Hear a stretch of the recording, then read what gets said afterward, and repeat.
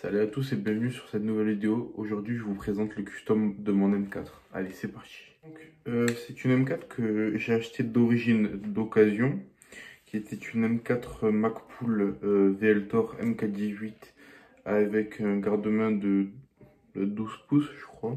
Enfin, ça fait partie des garde-mains le plus long ou les plus longs en MK18 Daniel Défense.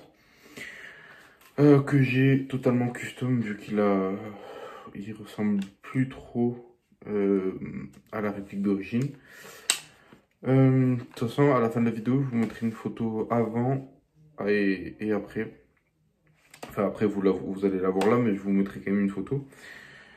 Donc, le seul truc que j'ai pas changé, c'est l'interne. Parce que l'interne, quand je l'ai acheté d'occasion, était déjà excellent.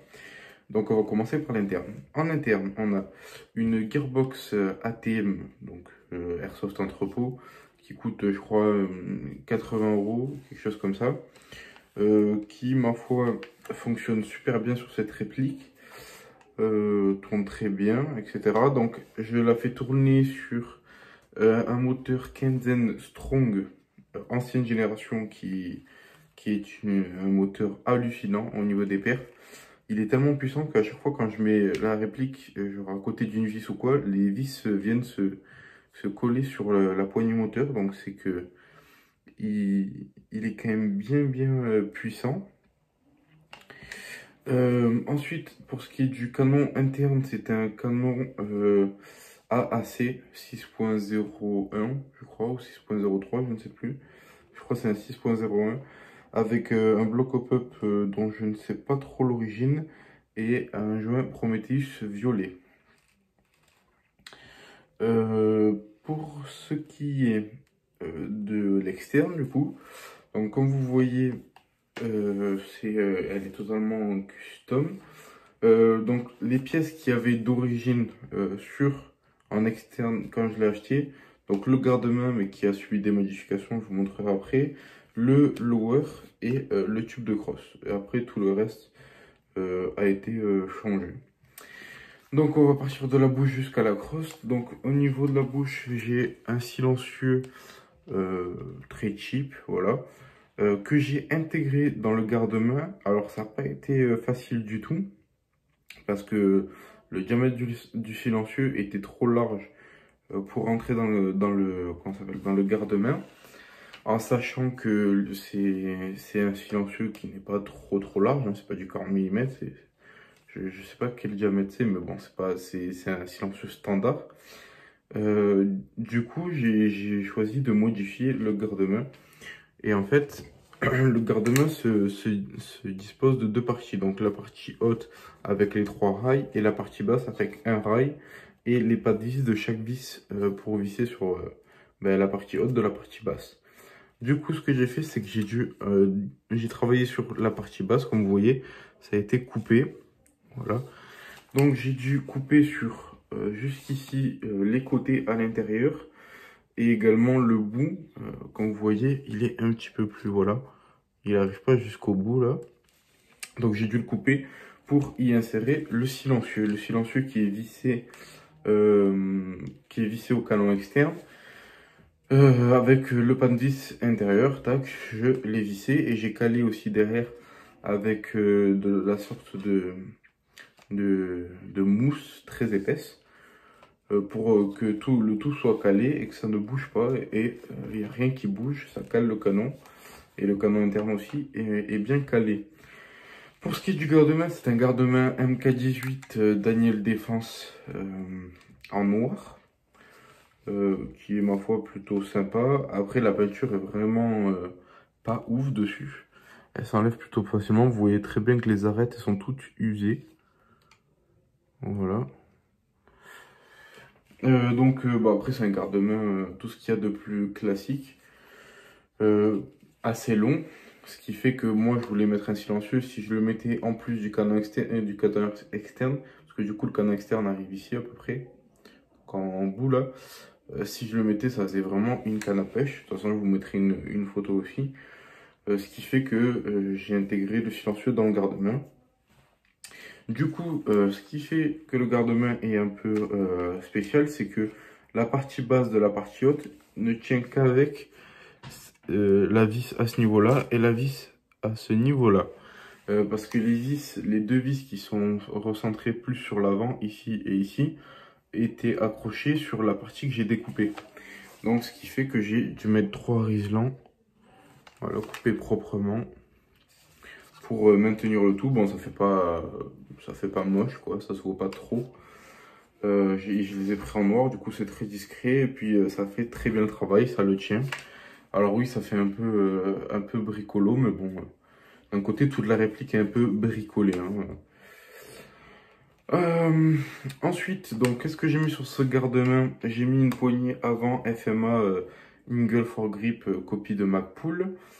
J'ai mis un sight avant, donc couleur tan, un sight avant couleur OD, comme vous pouvez le voir de chez OPS, je crois. Voilà, qui va avec le sight arrière. Un boîtier à impact factice, donc c'était juste pour remplir. Parce que avec le MRO, je crois que c'est comme ça que ça s'appelle, ouais, le MRO là, ça faisait très vite, ça faisait trop bizarre. Du coup, j'ai mis le faux boîtier InPec vert qui rajoute pas tant de poids que ça et qui donne un esthétique bien fini, je trouve. Ensuite, j'ai un MRO Trigicon. Bon, c'est une copie, hein, vous vous doutez que je n'ai pas les moyens pour me payer le vrai Trigicon. Puis de toute façon, ça ne servira à rien pour une pratique de l'airsoft. Alors, ce que j'aime beaucoup, c'est déjà que ça change un peu des micro T1, vu qu'il est beaucoup plus ouvert sur l'avant. Donc, ce qui fait que quand on vise, on a un meilleur champ de vision. Et aussi, comme vous pouvez le voir, le support, enfin le rehausseur, avec la clé en étoile, qui est super jolie. Enfin, moi, j'adore. Ça change des viseurs qu'on trouve partout. Ensuite, bah, le sight arrière. J'ai acheté un magwell de chez 5KU, je crois, c'est la marque, en alu. Donc là, pareil, j'ai dû retravailler tout le corps parce que les puits de chargeur McPool sont assez évasés en fait d'origine. Donc j'ai dû le prendre à coup de meuleuse pour qu'il soit à peu près bien installé, même si c'est pas encore ça. Voilà. Ensuite, au niveau extérieur, pareil, poignée HK416 de chez EEL ou ESC. Sur certains troupeaux, c'est la poignée la moins chère. Et en plus, j'en voulais une de 416. Je la trouve extrêmement confortable. C'est vraiment un bonheur.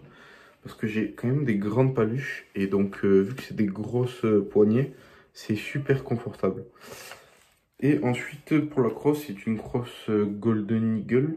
Donc, double Eagle, Golden Eagle, bref. Pareil, une dizaine d'euros sur Airsoft Entrepôt. Je trouve le style, pareil, très... pas classique, je trouve. Ça change. C'est bien. On fait pas comme tout le monde. Et au niveau des chargeurs, c'est des chargeurs Sima qu'on trouve chez Taiwan Gun pour 5 euros, je crois, 5-6 euros. Chargeur couleur tan, donc les copies des McPool, des PMag McPool. Seule petite modif, c'est que là il y avait des fausses balles moi que j'ai enlevé pour voir le ressort. Et j'ai fait un trou ici, comme vous voyez, sur la carcasse externe, pour voir s'il me reste des billes dans le puits de chargeur. J'ai fait ça sur les 9 chargeurs que j'ai, j'en ai 9 comme ça. Alors au début j'avais un problème de feed et ça me rendait fou. Donc le seul truc que j'ai fait, que j'ai trouvé fonctionnel, c'est j'ai découpé un petit morceau de carte de fidélité en plastique. Ce qui fait que, bon, voilà, ça rentre un peu plus difficilement. Il y a 0 jeu, voilà, et ça feed impeccable. Ça fonctionne super bien. Le seul problème, voilà, c'est que du coup, le chargeur ne tombe pas tout seul. Il faut le tirer, tac, et le mettre d'un coup sec. Bon, c'est pas forcément dérangeant. On peut recharger moins vite, du coup. Mais c'est pas très grave. Pour ce qui est du coup de la puissance, réactivité, etc.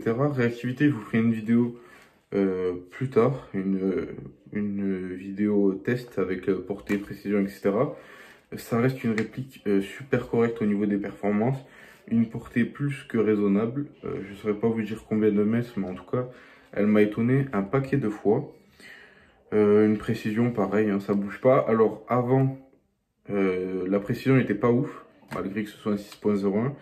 Et en fait, j'ai vu qu'en fait, le seul problème qu'il y avait, c'était que le canon n'était pas bien calé. C'est-à-dire que quand je tirais plusieurs coups, donc la première allait où je voulais, et ensuite le canon tremblait. Donc ça apportait des défauts de précision, ce qui a vite été réglé du coup, avec deux petits bouts de Chatterton, et voilà.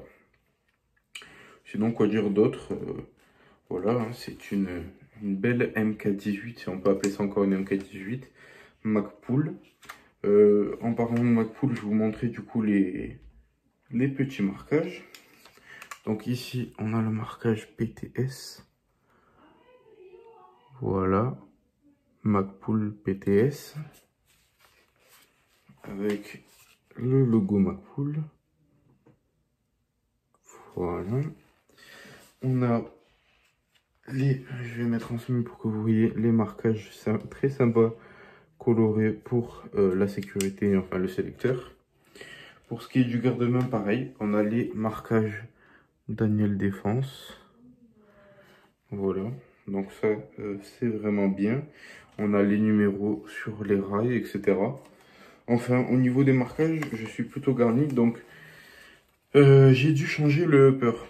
Ça, j'ai oublié d'en parler. C'est-à-dire que le garde-main, il se maintient avec la vis qui est en dessous. Cette vis-là, voilà. Sauf que moi, j'ai serré un peu trop fort sur la vis pour être sûr que ça ne bouge pas, parce qu'il avait un petit jeu. Et ça a cassé le upper, parce que on va pas se le cacher. Je sais pas du tout de quelle marque c'est ce lower, et enfin ce corps Magpul. Mais clairement, l'alliage est pourri. Il ne tient pas. Quand j'ai retravaillé dessus, c'est un alliage ultra tendre. Donc c'est vraiment pas top. Et du coup, ça a cassé. Pour ce qui est du upper, du coup, j'ai pris un upper qui est vraiment pas cher sur Airsoft Entrepôt. Ça coûte 20 € le upper et le lower. Moi, j'ai décidé de changer que le upper parce que le lower, bah, du coup, a des beaux marquages. Et puis, j'ai mis du temps avant de tout roder pour que, par exemple, les chargeurs fit bien, etc. Et ça me foutait les boules de tout changer. Donc, ce que j'ai fait, c'est que j'ai adapté le upper qui n'était pas du tout, comment dire, adaptable d'origine. Donc, bon, bah, j'ai galéré un peu, mais voilà, c'est fait. Et je suis quand même content du résultat qui est plutôt bien fini, je trouve. Je vous laisse juger.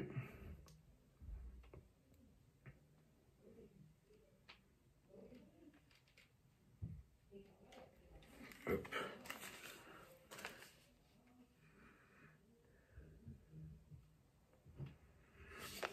Donc voilà, pour ce qui est de ma réplique principale que j'utilise à toutes les parties. Donc si vous avez des questions sur quoi que ce soit, pas forcément sur cette réplique-là, mais sur d'autres choses en termes d'airsoft, n'hésitez pas à me les poser en commentaire, j'y répondrai avec grand plaisir. Et puis je vous dis à la prochaine pour une prochaine vidéo. Ciao tout le monde!